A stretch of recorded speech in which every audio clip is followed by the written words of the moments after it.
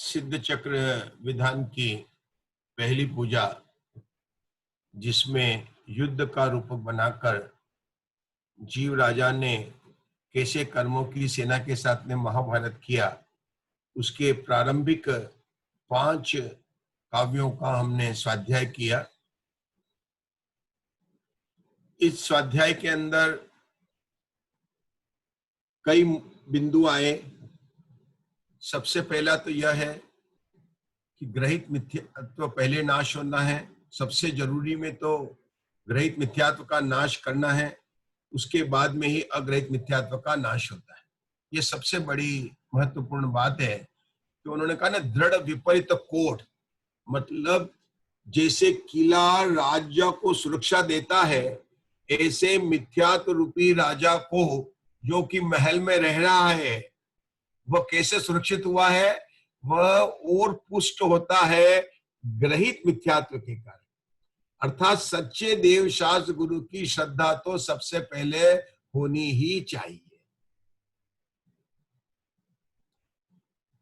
दूसरी एक प्रश्न है पंडित साहब, हाँ, कि 3 गतियों में तो गृहीत मिथ्यात्व होता नहीं और खाली मनुष्य पर्याय में होता है गृहीत मिथ्यात्व।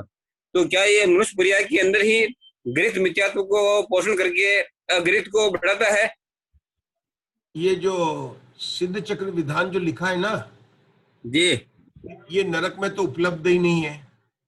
तिर्यंच इसको पढ़ नहीं सकते हैं। जी, देवता लोग अनंत भगवान के ही भक्त हैं। वो तो नंदीश्वर द्वीप में जाके पूजा कर रहे हैं, वो तो अनंत भगवान के भक्त कर रहे हैं। अब सिद्ध भगवान के पूजा तो मनुष्य ही कर रहे हैं। देखो, जी, 4 गति के जीव में नरक गति के जीव, ये विधान उनको उपलब्ध नहीं है। टाइम भी नहीं है उनको, फाइटिंग लड़ाई से फुर्सत नहीं है उनको। और देवता लोगों को अनंत भगवान के समुशरण में जाने से, और जो टाइम मिला तो नंदीश्वर द्वीप में 3 बार अनंत भगवान की प्रतिमा की पूजा में उनका समय निकल जा रहा है। तो वो भी सिद्ध देवता लोग भी सिद्ध चक्र विधान करने के लिए उनके पास में भी समय नहीं है, और वे सिद्ध बन भी नहीं सकते हैं। सिद्ध तो हम ही बन सकते हैं। तो सिद्ध चक्र विधान मनुष्यों की अपेक्षा से सारी बात है।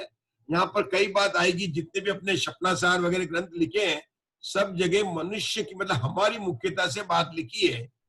तो समझना चाहिए कि अपनी बात है, और वास्तव में पंचम काल में ही जो इतना बड़ा एक ग्रहित मिथ्यात्व का जो हमको है, वो पंचम काल में ही है। चौथे काल में तो ये भी नहीं था, इतना नहीं था सब कुछ। तो इसलिए हमें तो अपना ही कल्याण करना है। इसलिए अपने को निर्णय करना है कि सबसे पहले ग्रहित मिथ्यात्व का त्याग होता है, तभी अग्रहित मिथ्यात्व का नाश हो सकता है। जी, ठीक।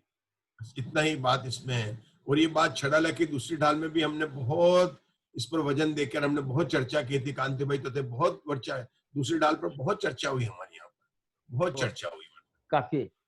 जैसे सम्यक दृष्टि के पहले अंक पर बहुत चर्चा हुई अपनी, ऐसे दूसरी ढाल पर भी काफी चर्चा हुई थी। बिल्कुल। तो बात वही है कि अग्रहित मिथ्या, पहले ग्रहित मिथ्यात्व को छोड़ना सबसे जरूरी है। उसके बिना पात्रता ही नहीं बनती है, उसके बिना पात्रता। सही बात। ठीक है, अगर आपको कोई और प्रश्न तो पूछ लीजिए, क्योंकि इसका फिर अपन अंतिम परसों लेंगे इसको। कल बाकी के जो है, अभी जल्दी करने से उसका भाव भी अपने को नहीं आएगा। विषय बहुत अच्छा है, तो इस संबंधी किसी को कोई प्रश्न हो तो पूछ सकता है, और नहीं तो जिनवाणी स्तुति करेंगे।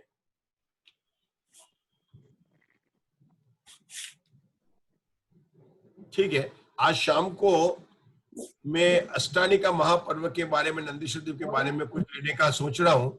अगर हो गया, स्वाध्याय का पक्का हो गया, तो मैं अपने ग्रुप में डाल दूंगा। और समय रहेगा शाम को 9:15 से 10, ताकि आपको पूरा समय मिले। 9:15 से 10 तक केवल अष्टानिका पर्व पर मेरे पास में कुछ चार्ट मैंने बनाए हैं, वो बन रहे हैं, आपको दिखा सकता हूँ। ये देखिए, इसको मैं शाम को दिखाने वाला हूँ। ये नंदीश्वर द्वीप के चार्ट है। तो इसके बारे में कुछ विचार है, अभी बन रहे हैं चार्ट।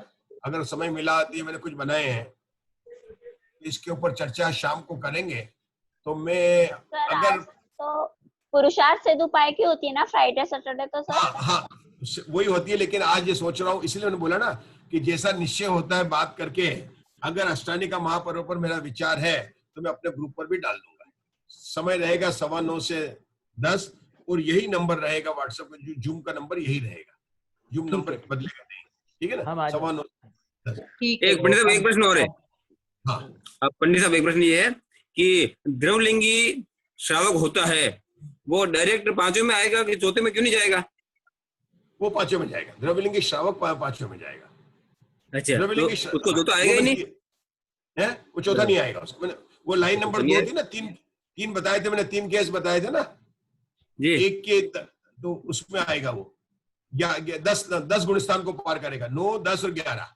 तो द्रव्यलिंगी श्रावक के 10 गुणस्थान, द्रव्यलिंगी मुनिराज के 9 और उसके जो चौथे गुणस्थान वाले के 11। इस तरह 11 गुणस्थान नियम से होंगे। तो मोक्ष मार्ग में चौथे का महत्व नहीं है क्या? चौथे का बहुत महत्व है, वही राजमार्ग है। ये सब तो जी। एक्सेप्शनल केस है, इसमें जी। कभी भी अपने को नहीं, अपने को तो पहले क्या करना कि सम्यक दर्शन की प्राप्ति करना। सारे जिनागम में उसी को कहा गया है कि सम्यक दर्शन के प्राप्त होने पर धर्म की शुरुआत होती है। लेकिन भैया जीव नाना प्रकार के जीव है। कषाय की मंदता में, मिथ्या दशा में अगर उसने मतलब श्रावक धर्म को मतलब जो व्रत पालन कर लिया ना, वो कर रहा बाह्य आचरण, वो वास्तव जी। में सही आचरण, बाह्य आचरण की बात कर रहा हूँ। लेकिन अगर वह सही है और उस जीव को तत्व ज्ञान के बाद में सम्यक दर्शन होगा, तो अब उसने तो प्रतिमा ऑलरेडी ले रखी है, बाह्य नियम हो रहा है, तो उसके सीधा जो है 5वां गुण स्थान हो जाएगा। ठीक बात। ठीक है, मुनिराज के भी ऐसा है, किसी जीव ने मंद कषाय में आकर और चारित्र भी सही पालन कर रहा है, मतलब ऐसा नहीं कि 28 गुण का ठिकाना नहीं, 28 गुण निवृत्ति 4 है। अगर उसके मूल गुणों में दोष हो ना, तो पहला वो तो द्रव्यलिंगी मुनि भी नहीं है, वो तो मुनि भास में आएगा, उसको तो आभास कहेंगे, या सही लिंग में नहीं आएगा वो। द्रव्य लिंग क्या, लिंग तो सही है लेकिन उसके साथ में भाव लिंग नहीं है। द्रव्य लिंग क्या है कि बाह्य लिंग तो सही है लेकिन भाव लिंग नहीं है। भाव लिंग क्यों सही नहीं है कि अभी सम्यक का पता नहीं, लेकिन वो द्रव्यलिंगी वाला मुनिराज 5वें गुण स्थान वाले भाव का भी हो सकता है। मतलब द्रव्यलिंगी क्या, पहला गुण स्थान भी हो सकता है, चौथा गुण स्थान भी हो सकता है और 5वां गुण स्थान भी हो सकता है, वो बात अलग है। द्रव्यलिंगी मुनिराज के भी 3 स्थान होते हैं। हाँ कांति भाई, द्रव्यलिंगी मुनिराज के भी 3 गुण स्थान होते हैं। ऐसा नहीं कि द्रव्यलिंगी मतलब पहले गुण स्थान में ही हो, द्रव्यलिंगी वाला चौथे गुण स्थान में भी है, क्योंकि उसके भी एक कषाय चुकड़ी का ही अभाव है और बाई में लिंग सही है तो चौथे गुण स्थान का है। अगर उसके 2 कषाय चुकड़ी का अभाव है और बाहर श्रावक पद मतलब बाई में है तो 5वें का हो गया। तो 5वें में भी 2 प्रकार के लिंग हो गए, एक तो श्रावक वाला द्रव्यलिंगी और एक 5वें गुण स्थान वाला मुनिराज वाला द्रव्यलिंगी जो 28 गुण का पालन कर रहा, लेकिन कहेंगे उसको द्रव्यलिंगी ही और 5वें गुणस्थान वाला, क्योंकि जो गुणस्थान की जो बात है कितने कषाय चोकड़ी का अभाव है उसकी अपेक्षा से। अगर 3 कषाय चोकड़ी का अभाव है तो उसके 6ठा 7वां गुणस्थान है। 6ठा 7वां गुणस्थान अर्थात 3 कषाय चोकड़ी का अभाव नियम से है, तभी उसके 7वां गुणस्थान है, बाह्य के लिंग से नहीं। हाँ, जिसके 3 कषाय चोकड़ी का अभाव है उसके बाह्य में लिंग भी सही होगा। जैसे जिसने मेडिकल कॉलेज पास कर लिया है उसको अंग्रेजी आती होगी, इंजीनियरिंग के तो अंग्रेजी आती होगी, लेकिन ऐसा नहीं कि जिसको अंग्रेजी आती तो इंजीनियर बन गया कि मेडिकल का, ऐसा नहीं है। जिसकी द्रव्यलिंग है जरूरी नहीं कि वो मुनि सही हो, लेकिन जिसके 3 कषाय चोकड़ी का अभाव है वह नियम से उसके द्रव्यलिंग भी सही ही होगा। हाँ। तो मारो फोन बंद करी भाई मने अटो हैरान करना चाहिए थे मुके नहीं फोन नहीं करी सकती। हाँ मैंने बंद कर दिया। ठीक है, ठीक है कांति भाई, जिनवाणी स्तुति कराइए कांति भाई। हाँ हाँ। जावाणी के ज्ञान ते सूझे लोकालो, सुवाणी मस्तक नमो सदा देत हूँ। बोलो जिनवाणी माता की जय। जय। बोलिए रश्मि जी नमोकार मंत्र बोले। रश्मि जी नमोकार मंत्र। आज रश्मि जी नहीं है पंडित जी साहब। रश्मि जी नहीं है तो आपने दीप्ति जी बोल लेंगे। दीप्ति जी बोलिए। नमो अरिहंताणं नमो सिद्धाणं नमो अरिज्ञाणं नमो वचयाणं नमो लोहे सवसाहुणं नमो अरिहन्ताणं नमो सीताणं नमो आयर्याणं नमो वज्रायाणं नमो लोहे सवसाहुणं नमो अरिहन्ताणं नमो सीताणं नमो आयर्याणं नमो वज्रायाणं नमो लोहे सवसाहुणं नमो अरिहन्ताणं नमो सीताणं नमो आयर्याणं नमो वज्रायाणं नमो लोहे सवसाहुणं नमो अरिहन्ताणं नमो सीताणं नमो आयर्याणं नमो वज्रायाणं नमो लोहे सवसाहुणं नमो अरिहन्ताणं नमो सीताणं नमो आयर्याणं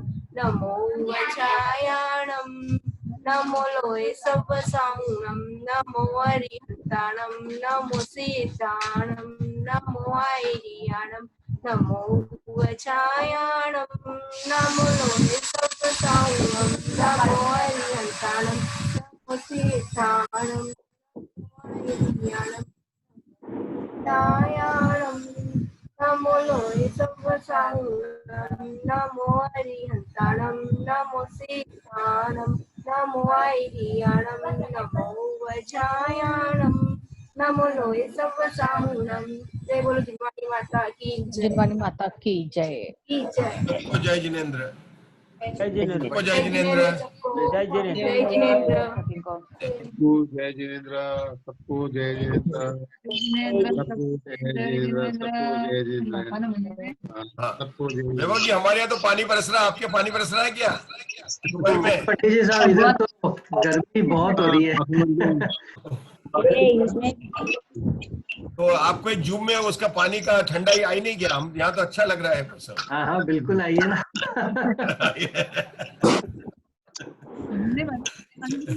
आपके क्या हाल है विनोद जी? आपके कैसा मौसम चल रहा है विनोद जी? क्या यहाँ तो कल और परसों पानी गिरा था, आज थोड़ा धूप है। मौसम बढ़िया है यहाँ का। ठंडी और ठंडी प्रीति जी महाराष्ट्र में तो यही मौसम होगा। प्रीति जी महाराष्ट्र से है ना? अभी यहाँ पर थी प्रीति जी। कैसा मौसम चल रहा है आपके यहाँ पर? बरसात है इधर। अच्छा, चलिए सबको जय जिनेंद्र, फिर मिलते हैं, है ना? कल तो अपना यहाँ पर स्वाध्याय नहीं है, शाम को अपने परसों ही होगा।